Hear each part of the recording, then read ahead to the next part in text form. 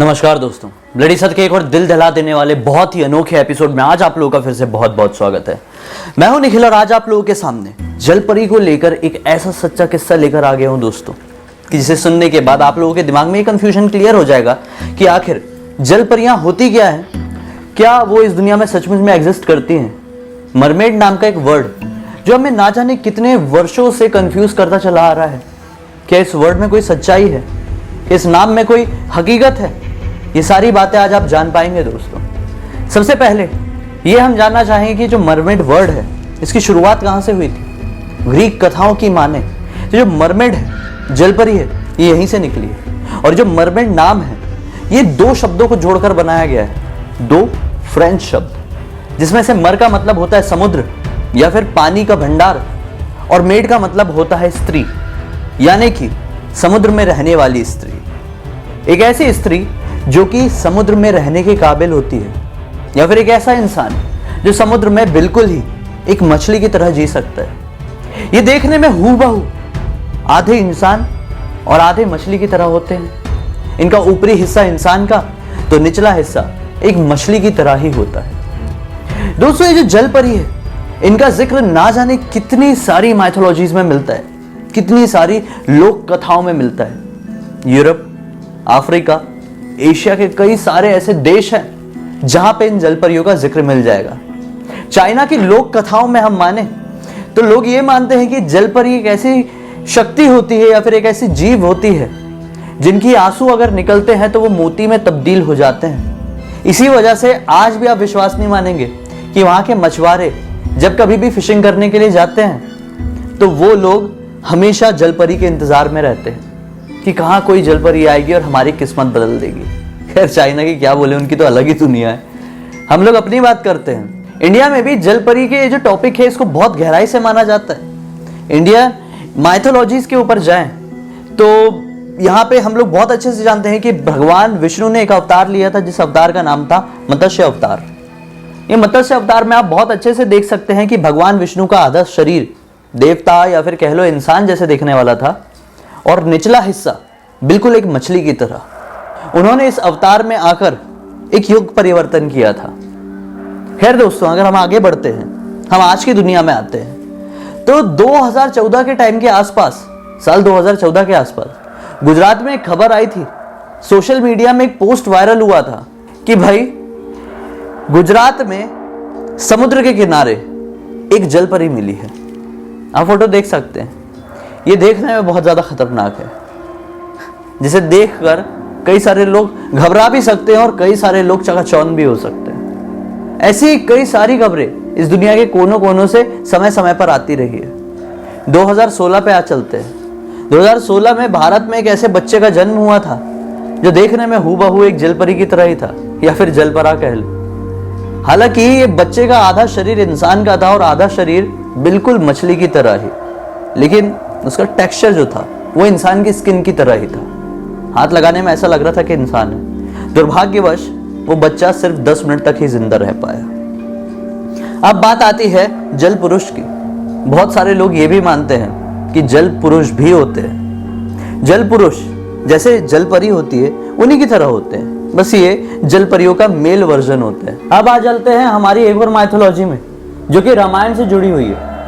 रामायण का जो Thai version है, जो स्थायी संस्करण है ना, उसमें एक चीज का जिक्र है, यही जलपरी का। उसमें कहा जाता है कि जब भगवान हनुमान भगवान श्री राम के लंका जाने के लिए वो जो था ना पुल जो भारत को लंका से जोड़ रहा था, राम सेतु पुल, उसका निर्माण जब कर रहे थे ना, उस समय रावण की एक बेटी जो कि स्वर्ण मत्स्यिका थी, उसने बजरंगबली को कई बार रोकने की कोशिश की थी। ये राम सेतु बनाने के लिए कई बार रुकावटें डाली थी, लेकिन वो सक्सेसफुल नहीं हो पाई। ये रामायण से भी क्लियर होता है कि ये जो जलपरी वाली चीज है ये ना जाने कितने साल पहले से मानते चले आ रहे हैं लोग हमारी दुनिया में। अब बात आ जाती है थोड़ी दूसरी माइथोलॉजी की। आ चलते हैं अलेक्जेंडर के टाइम में। ये माइथोलॉजी नहीं, ये हिस्ट्री है। माना जाता है कि अलेक्जेंडर की एक बहन थी जिस बहन का नाम था थेसालोनिक। मरने के बाद लोग बोलते हैं कि वो जलपरी में तब्दील हो गई। हैरान होने वाली बात है। जलपरी का जो टॉपिक है ना, इस दुनिया में सबसे पहली बार 1000 BC में इंट्रोड्यूस हुआ था, यानी बिफोर क्राइस्ट। असायरिया नाम की एक जगह थी, वहां की एक देवी थी अटारगेटिस। अटारगेटिस को ना चाहते हुए भी अपने प्रेमी का वध करना पड़ा था किसी रीजन की वजह से। इसी वजह से दुखी होकर डिप्रेशन में जाके उन्होंने एक तालाब में छलांग लगा दी। उसके बाद से माना जाता है कि वो एक जलपरी में ही तब्दील होकर उस तालाब में रहने लगी थी। बस उनके बाद से ही ये जलपरियों का जो वंश था वो इस दुनिया में आगे बढ़ा। जलपरियां जो होती है ना, इनको माना जाता है कि ये बहुत ही प्यारे गाने गाकर लोगों को अपनी तरफ आकर्षित करती है। जो लोग समुद्र में बोट से या फिर शिप से ट्रेवल कर रहे होते हैं, उनके सामने ये बहुत ही खूबसूरत सुरीली आवाज में गाने गाएगी। उससे अट्रैक्ट होके मर्द उसके पास जाएंगे, उनको लगेगा कि ये तो औरत ही है, और फिर आखिरकार वो अपना असली रूप दिखा देगी। इस दुनिया में बहुत बड़े बड़े दुर्घटनाएं हुई है, बहुत बड़ी बड़ी दुर्घटनाएं हुई है शिप्स की, बोट्स की, और बहुत सारी ऐसी दुर्घटनाएं हैं जिन्हें इन जलपरियों से ही जोड़ा जाता है। माना जाता है कि कहीं ना कहीं इन जलपरियों का ही हाथ रहा होगा उन दुर्घटनाओं के पीछे। ये जो समुद्री लुटेरे होते हैं ना, ये भी बहुत ज्यादा घबराते हैं जलपरियों से। माना जाता है कि बहुत सारे समुद्री लुटेरे जब कहीं पे भी धावा बोलने के लिए जाते हैं, अपने काम को अंजाम देने के लिए जाते हैं, तो जलपरियों से बचने के लिए स्पेशल इंतजाम करके जाते हैं। क्योंकि वो लोग भी ये जानते हैं कि मानो या ना मानो इस दुनिया में बहुत सारी चीजें ऐसी है जो एग्जिस्ट करती हैं और चाहकर भी हम उसे इग्नोर नहीं कर सकते। उनसे बचने के लिए हमें कुछ ना कुछ कदम तो जरूर उठाना होगा। वहीं पर बहुत सारे लोग ये भी मानते हैं कि ये जो जलपरियां होती है ना, वो दिखने में कई बार बेहद खूबसूरत हो सकती है, क्योंकि इनके नाम में ही परी वर्ड जुड़ा रहता है, एंजल। ये इतनी ज्यादा खूबसूरत होती है कि इन्हें देखते से ही कोई भी सम्मोहित हो जाए, चाहे वो पुरुष हो या फिर स्त्री हो। इनकी खूबसूरती के पीछे लोग बिल्कुल पागल से हो सकते हैं। माना जाता है कि बहुत सारी जलपरियों के पास भी ऐसी शक्तियां होती है जिसकी मदद से वो अपने रूप बदल सकती हैं और लोगों को छल सकती हैं। मेरे तो कई बार ये समझ में नहीं आता है कि ये जलपरियां होती है कि समुद्री छलावा जो अपने आप का रूप बदल के इंसान को छल के कुछ भी करवा सकता है, कुछ भी कर सकता है। अब आते हैं साइंटिफिक टॉपिक पर, साइंटिफिक जोन में। यहाँ पे बड़े बड़े साइंटिस्ट और रिसर्चर्स का कहना यह है, ये जो जलपरियां होती है, जो जल पुरुष होते हैं, वो शायद इस दुनिया में सचमुच में एग्जिस्ट कर सकते हैं। वो भी इनके अस्तित्व को कहीं ना कहीं मानते हैं। उनका यह कहना है कि जब इंसान विकसित हो रहे थे उस समय बहुत सारे इंसान ऐसे रहे होंगे, कुछ समूह ऐसा रहा होगा जिन्होंने अपने आप को पानी के अंदर रहने के लिए विकसित कर लिया होगा, और वो समूह जाके पानी के अंदर बस गया होगा, और आज उनकी ही पीढ़ियां विकसित होती आ रही है इस दुनिया में।